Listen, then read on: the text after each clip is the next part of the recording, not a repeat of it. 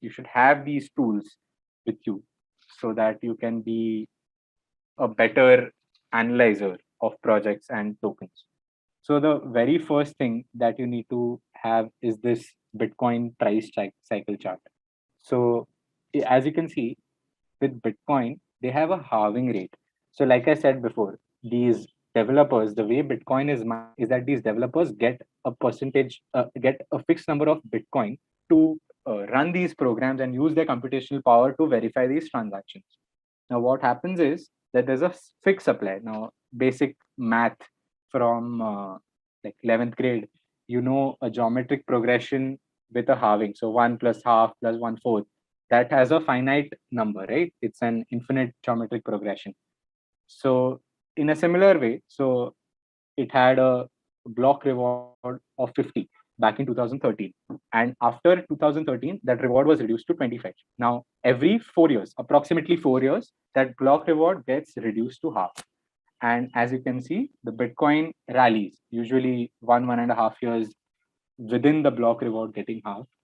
The Bitcoin price also follows. Why is that now? It's very simple, because when the block reward is 50, the only way for Bitcoin to enter into circulation is this block reward. Now, if there are 50 Bitcoins entering the market every time a block goes through, there is a certain number of inflow of Bitcoin. So supply and demand, basic economics. If there's more supply, the price reduces, given demand is the same. If there is less supply, price should increase. So when the block reward goes from 50 to 25, ideally the number of Bitcoins that are entering the market are very less. They are literally half.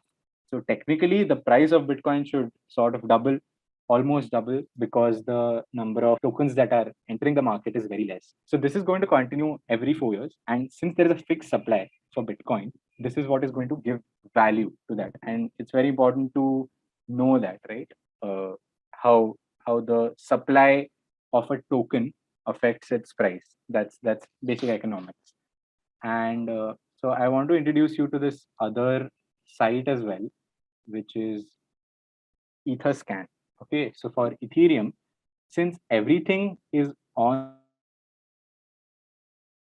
the chain, right? So every transaction, every wallet holding what transactions they have taken, what is the percentage allocation of the network, it's all public. It's all public information. Now you'll see these are like very random letters. This is your token address, and I'll in the next slide I'll introduce you how to use this site well also, where you can have a very good understanding of uh, the way you can use this to benefit you.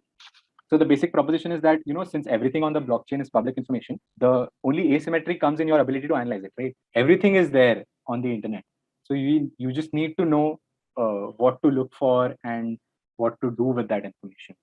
So here you have like a list of these wallets where which is sorted according to the amount of holding of Ethereum. So yeah, this is one site I wanted to introduce to you, and we can have a better. I'll introduce you to another way you can use this. Now there's another this thing with 100 richest Bitcoin addresses, and you can use this in your way. Now there's another site called CoinGecko, and you can use this site to make transactions to understand the different tokens. So this is a random coin called Grape Protocol on the Solana network, and you can see all the different data about this. What is the trading volume? What is the total supply of the coin? What is the market cap? We can, and you have all these other coins that you can analyze on this. We'll just go to Solana. Now Solana is the top four, or maybe it has dropped down to fifth. So you can have these charts that you can use to analyze, and these are very well maintained sites. Usually you should get all the information needed on this. So the point I'm trying to make is that on the blockchain, everything is public information, right? So in the traditional finance world, there is this thing called information asymmetry, where a lot of the rich people, like consider Rakesh Junjunwala, right? He's a very rich guy. right? So he has access to Modi and he has access to all the banks and all the CEOs of the companies. So he knows what is going on in the startups. He knows what is going on in major companies, which you and I, as the retail investors, we don't have that access. We don't have access to that information. As opposed to on the blockchain, everything is public, right? What transactions are going on are public. If someone takes a huge position on Bitcoin, it is clearly visible on chain. So the only asymmetry here lies in your way